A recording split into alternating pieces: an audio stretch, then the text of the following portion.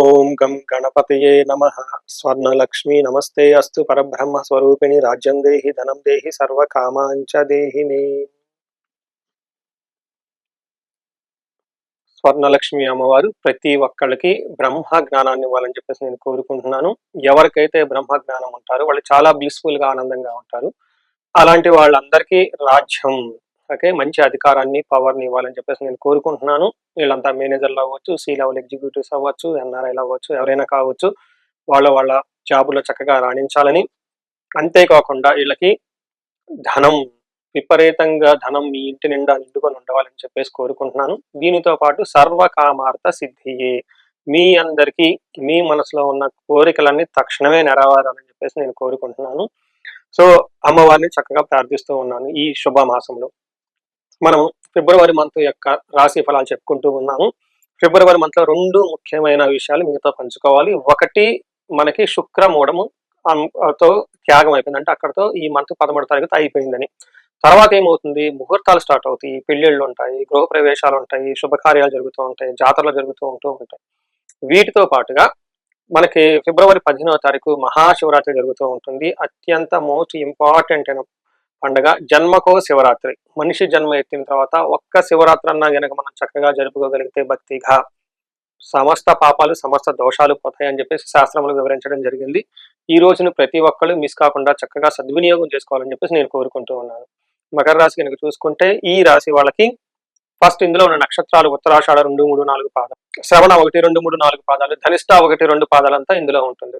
పేరు మనం ప్రకారం మనం చూసుకుంటే వీళ్ళకి జా, భో, చా, జీ, జూ, జే, కా, గా, గి అన్న లెటర్స్ అంతా కూడా ఈ మకర రాశిలో ఉంటారని మనం గమనించుకోవచ్చు.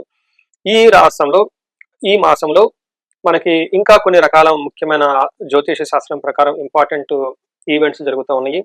అవి గ్రహాల మార్పిడి, గ్రహాల ట్రాన్సిషన్, ప్లానెట్ పొజిషన్ చేంజింగ్ అని చెప్పుకోవచ్చు. ఇందులో మనకి 4 గ్రహాలు మారుతూ ఉన్నాయి. ఒకటి, ఫస్ట్ సూర్యుడు మనకి మారే గ్రహం, ఫస్ట్ మారే గ్రహము బుధుడు 3వ తారీఖు మారుతున్నారు, శుక్రుడు 6వ తారీఖు మారుతున్నారు, 13వ తారీఖు సూర్యుడు, లాస్ట్లీ మోస్ట్ ఇంపార్టెంట్ మనకి 23rd కుజుడు మారుతూ ఉన్నారు. ఈ యొక్క గ్రహాలు మార్పు వల్ల మకర రాశి వారికి ఏ విధంగా ఉంటుందో మనం తెలుసుకుందాం. మనం ఇందులో మన మహర్షులు ఏం చెప్తారంటే, లఘు గోచారం, సూక్ష్మ గోచారం అని ఒక సిస్టమ్ ని, కాన్సెప్ట్ ని బిల్డ్ చేశారు.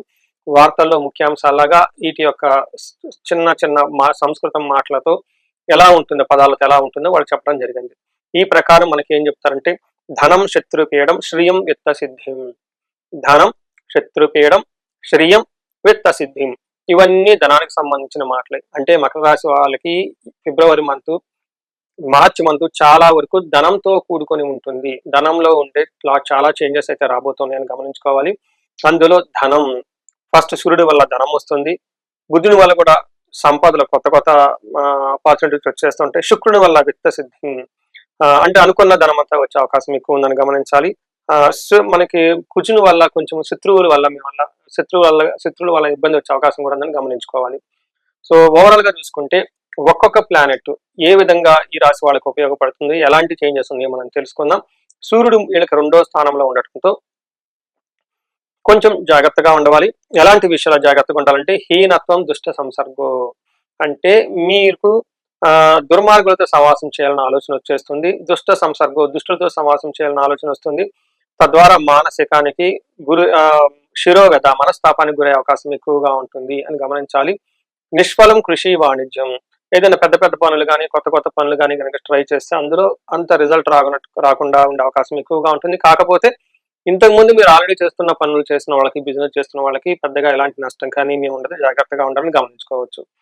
కుజుడు చూసుకుంటే మనం వీళ్ళకి ఫస్ట్ హౌస్ లో ఉండటంతో ఏమవుతుంది, యక్షరాక్షస పీడనం, భార్య బంధు విరోధ కృతు, జ్వరం, ఖడ్గావరణం చైవ అని చెప్తారు.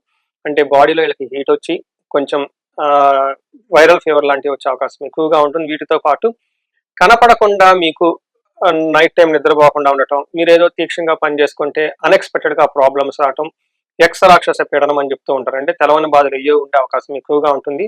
వీటితో పాటు మోస్ట్ ఇంపార్టెంట్, శుక్రుడు మీకు 2వ స్థానంలో ఉండి విశేషమైన ధనలాభాన్ని ఇస్తూ ఉన్నారు. శుక్రుడు 2వ ఇంట్లో ఉంటే చాలా చక్కగా బాగుంటుంది. ఏ విషయంలో అంటే, మన మహర్షులు ఏం చెప్తారంటే, కుటుంబ సౌఖ్యం, ఆరోగ్యం, స్త్రీ సల్లాపౌ యశత్కరం, దేహ సౌఖ్యం, వస్త్రలాభం, ద్వితీయ స్థానకే శుక్ర. శుక్రుడు గనక భృగునందని అంటారు. రెండో స్థానంలో ఉంటే మటుకు కుటుంబం అంతా సౌఖ్యంగా ఉంటారు, ఆరోగ్యంగా ఉంటుంది. స్త్రీలతో అప్పటిదాకా ఏమన్నా విభేదాలు ఉంటే అవన్నీ తొలగిపోయి చక్కగా ఉంటారు. ఓవరాల్ గా దేహం సౌఖ్యంగా ఉంటుందని చెప్పుకోవచ్చు. టైమ్లీ మంచి ఫుడ్ తింటూ లగ్జరీగా లైఫ్ గడిపే అవకాశం చాలా ఎక్కువగా ఉంటుంది. సో మకర రాశి వాళ్ళకి ఈ మాసం అంతా ధన ప్రవాహంతో ఉండటంతో పాటు మీరు కొంచెం దుష్టుల దుర్మార్గుల సహవాసం పట్టే అవకాశం ఉందని గమనించుకోవాలి. అది తీసేస్తే మిగతా అంతా చాలా బాగుందని గమనించాలి.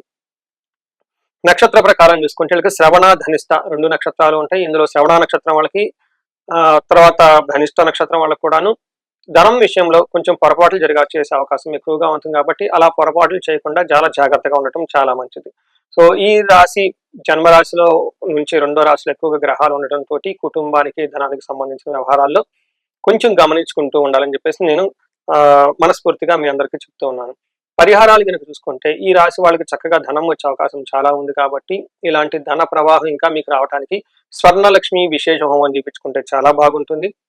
తర్వాత భార్యాభర్తల మధ్య చక్కగా ఉండటానికి అన్యోన్య దాంపత్య పాశుపత అభిషేకము లేదా విశ్వావసు గంధర్వరాజ పాశుపత అభిషేకం చేయించుకోవడంతో పాటు ఎవరికైనా శత్రువుల బాధలు ఇంకా ఏమైనా ఉంటే చండీ హోమం, చండీ పారాయణం, ఇవి కాకుండా హెల్త్ కాంప్లికేషన్స్ ఉన్న వాళ్ళకి మహామృత్యుంజయ మంత్రం హోమము, జపము చేసుకుంటుంటే చాలా బాగుంటుంది. ఇవి కాకుండా ఈ రాశి వాళ్ళకి జనరల్ గా బాగున్న రాశులు ఇది కూడా ఒక రాశి కాబట్టి కొంచెం ధనానికి ఏమైనా ఇబ్బంది పడుతూ ఉంటే కనకదార స్తోత్రాన్ని రెగ్యులర్ గా చదవటం, స్త్రీ సూక్తాన్ని రెగ్యులర్ గా జపం చేస్తూ ఉంటే చక్కగా మీ ఇంటి నిండా ధనం ఉండే అవకాశం ఉంటుంది. సో ఇవి కాకుండా ఈ టైంలో జనరల్ గా నాకు ఎక్కువగా ఫోన్ కాల్స్, ఈ మధ్య అకాడమిక్ పెర్ఫార్మెన్స్ కాల్స్ వస్తూ ఉంటాయి. కొంతమంది ఎంసెట్, నీట్ ఇలా చాలా ప్రీమియం కేటగిరీ ఇన్స్టిట్యూషన్స్ అంతగా ప్రిపేర్ ఉంటూ ఉంటారు. ఇంజనీరింగ్ అయిపోయిన వాళ్ళు కూడా క్యాంపస్ ప్లేస్మెంట్లు కావాలి, లేదంటే మంచి గ్రేడ్స్ రావాలని చెప్పేసి మేము కోరుకుంటున్నాం అనుకున్న వాళ్ళందరికీ కూడాను ఎడ్యుకేషన్ ప్రకారంగా చక్కగా రాణించడానికి మీ ఇండివిజువల్ గా జాతకం చూసుకొని మీ యొక్క లగ్నాన్ని బట్టి ఏ దేవతని ఉపాసన చేస్తే మీకు చక్కగా విద్య చాలా సులభంగా వస్తుందో గమనించుకొని తద్వారా మీరు ఆ పర్టికులర్ దేవతని మీరు ఉపాసన చేసి పూజలు చేస్తే చాలా బాగుంటుంది. ముఖ్యంగా మనకి ముగ్గురు దేవతలు చదువుకు సంబంధించిన మనకి పూజించే ఆచారం ఉందండి. ఒకటి మేధా దక్షిణామూర్తి, మేధస్సు పెరగటానికి, జ్ఞానం రావటానికి. రెండోది హయగ్రీవ స్వామి, అగైన్ వీళ్ళు కూడాను విష్ణువుకి తత్వం, విష్ణుమూర్తి తత్వం కాబట్టి, మహావిష్ణువు కాబట్టి వీళ్ళకి అగైన్ జ్ఞానాన్ని, నాలెడ్జ్ని ఎలా వాడాలో తెలుసుకొని మనకి తెలియజేయగలిగే ఒక శక్తి సామర్థ్యము ఆ దేవుళ్ళకు ఉంటుంది కాబట్టి. మూడోది ముఖ్యమైనది అమ్మవారి స్వరూపంలో నీలా సరస్వతి దేవి అమ్మవారిని కనుక ప్రార్థన చేసినా కానీ, ధ్యానించినకున్నా కానీ చక్కగా ధనం వచ్చే అవకాశం ఎక్కువగా ఉంటుంది. సో వీళ్ళకి మనం చెప్పుకున్న ఈ ముగ్గురు దేవతలకి మూలమంత్రం జపం చేయించటము, పాశుపత అభిషేకాలు చేయించటం, వీటితో పాటుగా విశేష హోమం సెలబ్రేట్ చేయగలిగితే చక్కగా మనకి చదువుల్లో నెంబర్ 1గా బ్రహ్మాండంగా రాణించే అవకాశం ఎక్కువగా ఉంటుంది. తద్వారా ర్యాంకులు రావటము, ర్యాంకులతో పాటు అనుకున్న చోట మీకు సీటు యూనివర్సిటీలో, కాలేజీలో వచ్చే అవకాశం చాలా ఎక్కువగా ఉంటుంది. ఈ రాశి వాళ్ళందరికీ అష్టైశ్వర్యాలు కలగాలని, భోగభాగ్యాలు కలగాలని చెప్పేసి నేను కోరుకుంటున్నాను. నమస్తే.